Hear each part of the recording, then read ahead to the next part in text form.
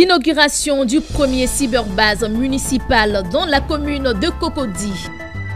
Débarcadère de Locodro, un conflit empoisonne la filière pêche. Les détails tout de suite dans cette édition. San Pedro, l'ONG Mokamsi sensibilise les populations sur le VIH, SIDA et la sécurité routière. Bonsoir à tous, merci de nous rejoindre sur Business 24 Africa. Le maire de la commune de Cocody, Ngwan Aka Mathias, a récemment inauguré le premier cyberbase municipal. Ce cyberbase est situé à la salle polyvalente du musée sur le site de l'ancienne mairie. Quelles sont les motivations de cette implémentation? Les réponses avec Daniel Kodjo dans notre reportage. La salle polyvalente du musée de Cocody abrite désormais un cyberbase composé de 20 ordinateurs. Dans un univers où la technologie bat son plein, la mairie de Cocody a mis à la disposition de ces jeunes des outils informatiques à la pointe du progrès qui leur permettront d'échanger avec leurs correspondants d'autres contrées, favorisant ainsi le partage d'expériences et d'innovations technologiques. La mairie, qui est quand même le gestionnaire de tous ces jeunes dans la commune, à penser à leur offrir un cadre au lieu d'aller toujours à l'extérieur dans les cyber payants. Ici, bon, bien sûr, ici c'est l'entretien qui paye, ouais, pour leur permettre.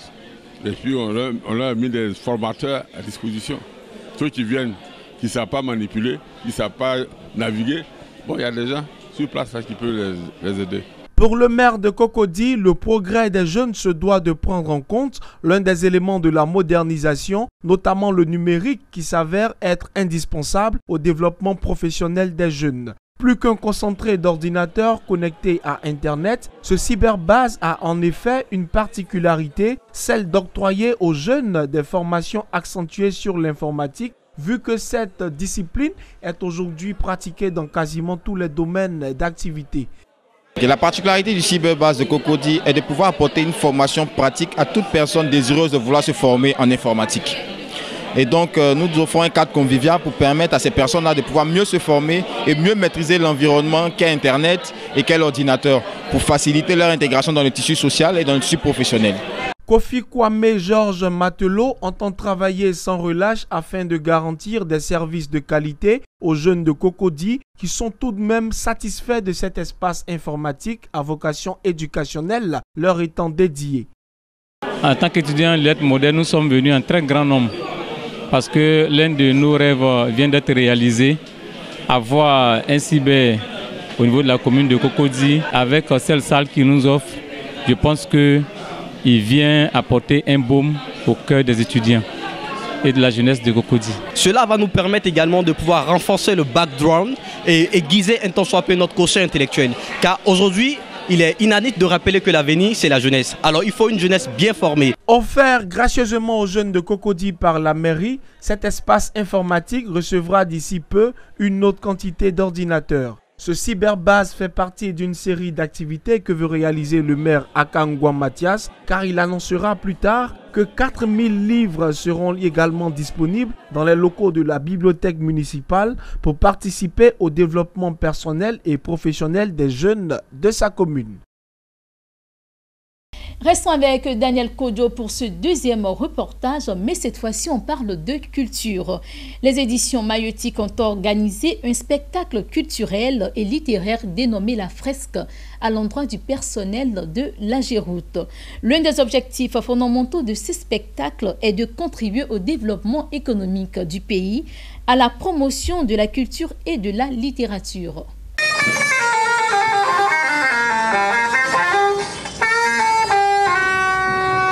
Ses espoirs s'enterrent. Il est parti parce qu'ici, son eau n'est plus son eau, et même quand c'est l'avant, il a peur de se noyer.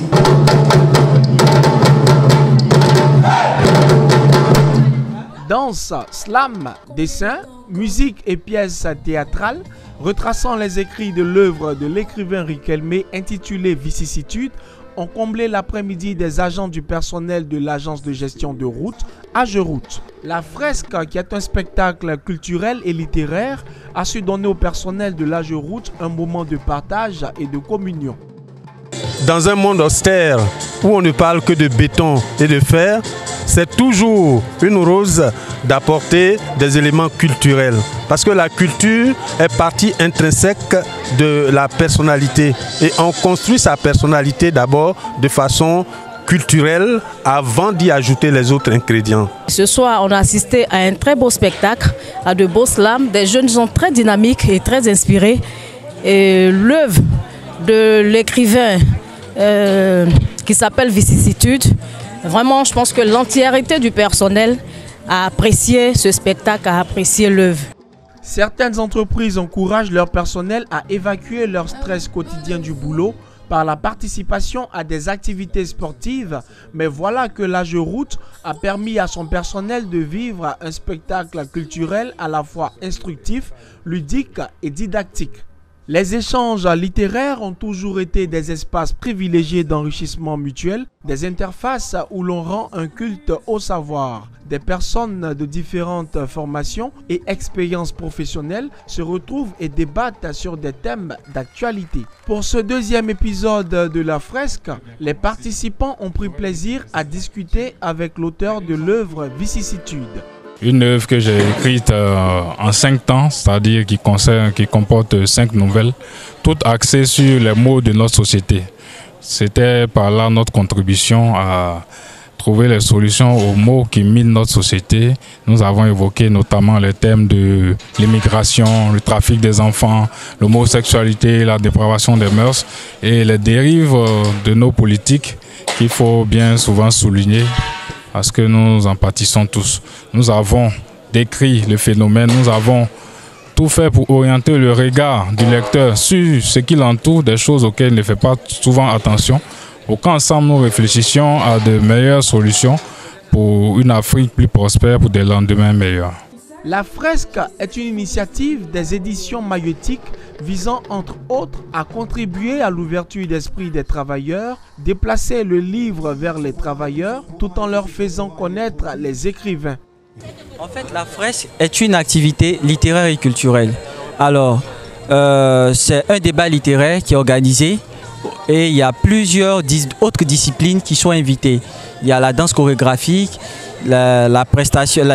plusieurs prestations de plusieurs instruments de musique, il y a la pièce théâtrale, il y a du slam, il y a les expositions d'œuvres d'art, il y a la vente d'objets d'art, etc. Donc on se déplace vers les entreprises. Alors comme j'avais dit tout à l'heure, le mois dernier on l'a fait à la COPEC. Avec la COPEC, c'était une réussite ce mois. C'est avec l'AGERoute, le mois prochain c'est avec le BNET. Les éditions Maïeutique sont une maison d'édition et agence culturelle qui se sont faites connaître dans le domaine littéraire par l'édition des personnes qui ont une riche expérience à partager à la société. Il s'agit entre autres des chefs d'entreprise, des personnalités publiques et politiques, des leaders d'opinion, des fonctionnaires internationaux et des corps diplomatiques. Vous présentez vous-même au chaleureux public. Suite aux inondations occasionnées en Côte d'Ivoire, dont le mois de juin dernier, la plateforme humanitaire du secteur privé de Côte d'Ivoire, hébergée par la CGC, a tenu un atelier permettant aux participants d'échanger leurs expériences et renforcer le partenariat privé-public. Ceci pour apporter une réponse significative aux besoins humanitaires. Lawani Babatunde pour le reportage. C'est une union de 3 acteurs pour efficacement faire face à des situations d'urgence complexes que pourrait connaître la Côte d'Ivoire. La Connecting Business Initiative, l'Overseas Development Institute et la plateforme humanitaire du secteur privé ivoirien ont au cours de cet atelier échangé les expériences sur l'engagement à avoir dans les situations d'extrême urgence. L'objectif est de sensibiliser le secteur privé sur le rôle à jouer dans les contextes urgents. Ça a été vraiment des échanges interactifs. Il y avait un public assez varié, des membres du gouvernement, du secteur privé et des acteurs humanitaires. Il s'agissait d'abord d'appréhender la définition donc, de situations de catastrophes naturelles ou bien d'urgences complexes et de voir au niveau de la Côte d'Ivoire, au niveau des zones géographiques, comment le secteur privé pouvait s'organiser pour répondre donc à ces situations d'urgence. Ce qu'il faut retenir, c'est qu'il faut renforcer le partenariat public-privé et il faut faire en sorte que le secteur privé s'approprie tout ce qui est action humanitaire parce que le secteur privé a tout intérêt à faire cela. Cette plateforme de réflexion est née après les inondations survenues en juin dernier suite aux pluies diluviennes qui se sont abattues sur la Côte d'Ivoire. Cette tombée de pluie avait fait plusieurs dizaines de morts et de nombreux dégâts matériels. À San Pedro, le mouvement chrétien d'assistance médico-sociale de Côte d'Ivoire, dénommé Mokamsi, a organisé une journée de sensibilisation sur le VIH-Sida et la sécurité routière. L'objectif, améliorer les conditions de qualité de vie des riverains. Le commentaire de Jean-Charles Sibaï. Quartier Lac San Pedro, dans le sud-ouest de la Côte d'Ivoire. Le mouvement chrétien d'assistance médico-sociale sensibilise les populations sur le VIH-Sida, des populations riveraines des voiries en cours d'aménagement et de bitumage de la voie Jules Ferry, Lac RTI, mais aussi les travailleurs de la société en charge de la réalisation des infrastructures. Une sensibilisation qui s'inscrit dans le cadre du volet social et environnemental du projet Renaissance des infrastructures de Côte d'Ivoire, PRICI, un projet initié par le gouvernement ivoirien avec l'appui financier de la Banque mondiale pour améliorer les conditions et la qualité de vie des populations vulnérables. On sait que quand il y a des travaux, il y a un dépassement de la population, les travailleurs qui sont sur le site laissent leurs familles là où ils sont quittés et ils viennent ici. Et au cours des activités, au cours de leurs travaux, ils ont des besoins surtout sexuels. Donc il fallait quand même les sensibiliser. À travers toutes ces interventions, c'est des conseils d'usage qui ont été donnés à tous les bénéficiaires de ce projet, de parler des riverains de la route de Jules Ferry jusqu'au lac. Je voulais remercier l'ONG Mokam Côte d'Ivoire, parce que Mokam est en partenariat avec le ministère de la Santé dans le cadre de la vaccination et en plus dans le cadre de la lutte contre le VIH-Sida. San Pedro, il faut le noter, occupe le premier rang en Côte d'Ivoire en matière de taux de prévalence du VIH-Sida avec plus de 4%. Pour atteindre ses objectifs de sensibilisation, l'ONG Mokam CI compte véhiculer des messages d'éducation, de conscientisation et de changement de comportement à travers des projections de films. Inauguré le 27 novembre 2017 par le président Alassane Ouattara et le roi du Maroc Mohamed VI, le débarcadère de Lokodro dans la commune d'Atekoubé est emprunt à un conflit. Ce conflit oppose les responsables chargés de la gestion du débarcadère et la communauté des pêcheurs et artisans d'Abobodoumé. Les détails avec Corona Sekongo. L'infrastructure fait la fierté du district autonome d'Abidjan. Le débarcadère de Lokodro dans la commune d'Atekoubé est composé de 6 bâtiments, comprenant notamment 2 bâtiments de fumage, le hall aux poissons, un bâtiment de froid, un autre de commerce et un bâtiment social qui a en son sein une salle polyvalente, une antenne médicale et une garderie d'enfants. Ce joyau, don du royaume chérifien, a été inauguré par le roi Mohamed VI et le président Alassane Ouattara en 2017. Un luxe pour un débarcadère. Un luxe pourtant loin d'impressionner la communauté des pêcheurs artisans d'Abobodoumé. Installé à peine 1 kilomètre du débarcadère moderne, sur cette plage du village, depuis une trentaine d'années, les pêcheurs et vendeurs de poissons composés essentiellement de femmes refusent de délocaliser leurs activités sur le nouveau débarcadère. Mais quand le débarcadère est fini, on n'a pas eu d'assises avec qui que ce soit. À notre grande surprise, on dit ce site sera fermé. Ça veut dire que la pêche artisanale ne va plus exister. Ça veut dire la pêche moderne. Je dis mais non. Dans tous les pays, il y a des pêches artisanales qui se font et la pêche moderne. C'est pas parce qu'on a fait un débarcadère qu'aujourd'hui la pêche artisanale ne doit pas exister. Ce nombre de femmes qui sont ici là ne peuvent même pas contenir. En tout cas, je ne peux pas vous dire le contraire. Vous-même, vous êtes sur le site. Si vous voulez, vous allez vous promener. Je vais vous faire promener. Vous avez vu le débarcadère de vous à moi. Est-ce que le nombre de femmes que vous voyez ici, là, qui exercent ici, là, est-ce qu'elles peuvent contenir dans ce débarcadère? Ce n'est pas parce qu'on refuse d'aller là-bas, mais on ne peut même pas contenir dans le débarcadère. Cette résistance à aller à la modernité n'est pas sans conséquences. Ça fait 2 semaines aujourd'hui. Si vous avez vu que le coin, il y a une pénurie ici, ils ont envoyé des agents sur l'eau qui actuellement traquent nos pirogues.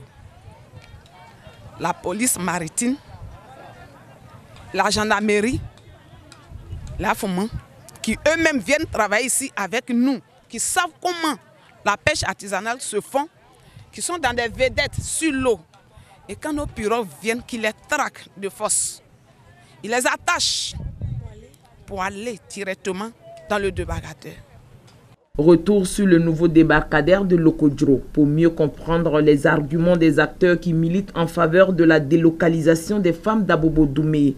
Nous sommes au point de débarquement aménagé Mohamed VI du nom du roi du Maroc qui s'élève à un coût global d'environ 3 milliards de francs CFA. Cela devrait accroître l'offre de production en ressources halieutiques, réduire les pertes inhérentes à la consommation grâce aux centres de fumage et les centres frigorifiques, conformément aux règles d'hygiène de l'Organisation mondiale de la santé animale. Sauf qu'ici, on est toujours en attente des acteurs de la pêche artisanale. Je pense qu'il y a un véritable problème de compréhension. Aujourd'hui, que tout le monde comprenne que ce débarcadère, c'est un outil de développement. C'est un outil de développement que le Royaume du Maroc, dans la coopération du Maroc entre le Maroc et la Côte d'Ivoire, a offert à l'État de Côte d'Ivoire pour les acteurs. Aujourd'hui, c'est nous qui sommes les acteurs. Je pense que c'est des incompréhensions, c'est des personnes qui veulent saboter ce projet. Mais ce n'est pas une bonne idée qu'ils viennent travailler. Nous, on tend la main à ces femmes, qu'elles viennent.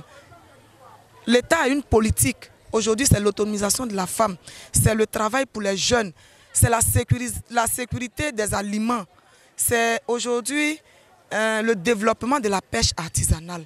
Le nouveau débarcadère de Lokodro vise, selon Micheline Dion, à améliorer les conditions de travail des pêcheurs, mareyeurs et transformateurs, et surtout l'hygiène sur le lieu de production. Ces femmes qui sont dans la saleté, qu'elles quittent. Aujourd'hui, les images ne sont pas bonnes. Ça ne peut pas faire la promotion de la pêche. Un argument balayé du revers de la main par les acteurs de la pêche artisanale. Nous, on se sent mieux ici. Parce qu'ils disent quoi? Le coin est sale, mais je vais dire, la pêche artisanale, c'est fait au Sénégal. Mais le coin est plus sale qu'ici. Si ces pêcheurs refusent de se rendre sur le débarcadère de Lokodro, c'est aussi à cause du prix des places qu'ils trouvent excessif. La place de là-bas, si tu dois travailler là-bas, la place à 160 000. 75 000, elle a fixé ça ici. Celles qui pouvaient payer, elles sont parties. Raison pour laquelle celles qui ne pouvaient pas payer une place à 160 000, elles sont restées. Parce que ici, là, quand tu payes ta place à elle, les villageois, tu peux même 20 frigos. Mais une petite place à 100 et quelques mille, 160 000. On ne pouvait pas. Ce n'est pas un problème de coût. Actuellement, vous pouvez vous renseigner. Les femmes n'ont vraiment rien payé, rien n'est encore concret. Il y a des femmes qui sont installées, elles n'ont encore rien payé. Avec ce conflit qui empoisonne la filière pêche, les différents belligérants lancent des appels. Je pense que l'État a vraiment fait ce qu'il peut pour nous aider à aller vers l'autonomisation de la femme, à aller vers le travail des jeunes, à pouvoir contenir l'immigration. C'est la partie où l'État nous a vraiment aidés pour que les jeunes ne puissent plus partir vers l'immigration. Parce que c'est un grand pôle de développement qui est ce débarcadère. Les jeunes aujourd'hui travaillent. Les jeunes aujourd'hui, ils poussent les bagages, ils font la manutention du poisson, ils font la découpe du poisson. C'est leur gagne-pain. Aujourd'hui, avec cet outil de développement, je pense que ça devait rassembler tout le monde que de nous désunir. Mais nous, notre cri aujourd'hui, là, si vraiment c'est l'État, si ce n'est pas, en tout cas, les magouilles d'un individu, que vraiment c'est l'État, que l'État ait pitié de ces braves femmes qui sont ici. C'est vrai, on n'est pas dans les bonnes conditions. On te dit, on veut te mettre dans les bonnes conditions. Pourquoi ne pas partir?